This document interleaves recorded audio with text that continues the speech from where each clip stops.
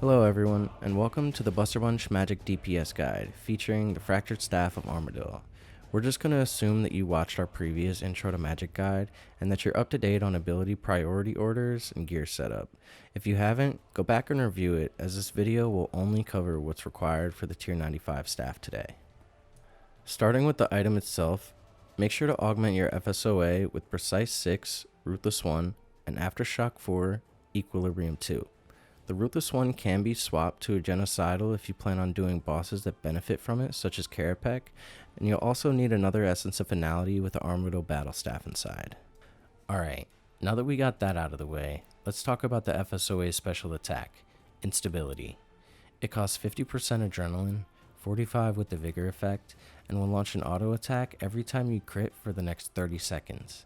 This synergizes with Tsunami, as crits will now not only generate 10% extra adrenaline, but they'll also launch an auto attack, which itself can crit and generate another 10%, then launching another auto attack. And as you can see, this combo can quickly get out of hand, feeding you with tons of adrenaline that you need to dump.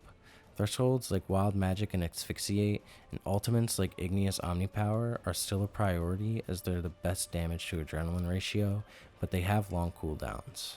This is where the ABS EOF comes into play with its Tempest of Armadyl special attack. It consumes 50% adrenaline, 45 with the Vigor effect, and launches 5 attacks within 2 global cooldowns, so depending on your setup and crits, you'll be able to use this special between 2 and 6 times for the duration of your Sunshine, creating immense burst damage. Another crucial component is Smoke Tendrils. This ability has a 100% crit chance, meaning it'll always generate a minimum of 40% adrenaline and 4 auto attacks. But in practice, it'll be a lot more, as the auto attacks themselves have a chance to critical. Make sure to use the full length of this ability while casting. At this point, you must have noticed that a high crit chance is needed to make the most out of the Fsoa, so let's see how we can maximize that. Biting 4 adds 8 to 8.8% crit chance increase. A Grimoire adds 12% base crit chance and increases the crit cap from 12k to 15k. Reaver's Ring increases critical hit chance by 5%. A Calgarian Demon Familiar increases critical hit chance by 1 and goes up to 6% during its special. Greater Concentrated Blast increases crit chance by 5% per hit. And finally, Smoke Cloud increases the crit damage by 15% and crit cap by 12%. Try to employ all the aforementioned crit chance boosters, as they'll greatly increase your damage output. Here's the new ability damage order for Sunshine with Instability that's useful to keep in mind. Remember, this is not a rotation, just an ordering that gives you an idea of which abilities do more damage. A useful tick manipulation technique to employ during the Fsoa spec is to gain crit boosts from Greater Concentrated Blast on abilities with the staff. The way to do this is to cast Greater Concentrated Blast with dual wields, and on the next global cooldown, cast an ability with two-hand while swapping to a staff in the same tick. The way to know that you did this right is you'll see your dual wield animation being done while holding a staff. Abilities to prioritize after Gconc are Omnipower and Wild Magic, as they benefit the most from the crit boost.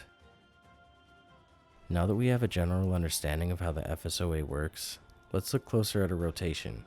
We won't mention all the basics used, since your adrenaline is going to vastly vary after the first 5 abilities, so follow the general rotation and fill in the gaps with basics from the ability order. If you're missing the passive Vigor or relics such as Conservation of Energy, you might need to add more basics than what we'll show in the next segment. Just remember that bleeds can't critical, therefore should be avoided.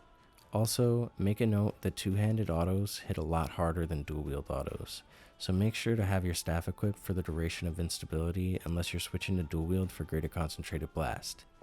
Here's what an Fsoa rotation looks like. Start off by casting Sunshine while applying Smoke Cloud, throwing a Vuln Bomb, using your Calc Spec, and drinking an Adren Pot.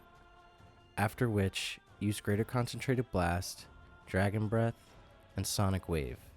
Then cast Tsunami and use the Fsoa spec, followed up by Greater Concentrated Blast. At this point, your goal is to use Wild Magic and a 2-hit Asphyxiate in that order. However, depending on your crits from the previous Gconc, you might need to use Limitless in order to cast them. Make sure to correctly swap to the Fsoa after Gconc in a way that preserves the crit boost for Wild Magic. After Asphyxiate, Either Gconc to boost Igneous Omni Power, or Omni Power immediately if you're at max Adren. Follow that with a mix of ABSs and greater concentrated blasts, and use Tendrils whenever you run low on Adren. You should be able to get off another wild magic and 2-hit Asphyxiate before the Sunshine timer ends.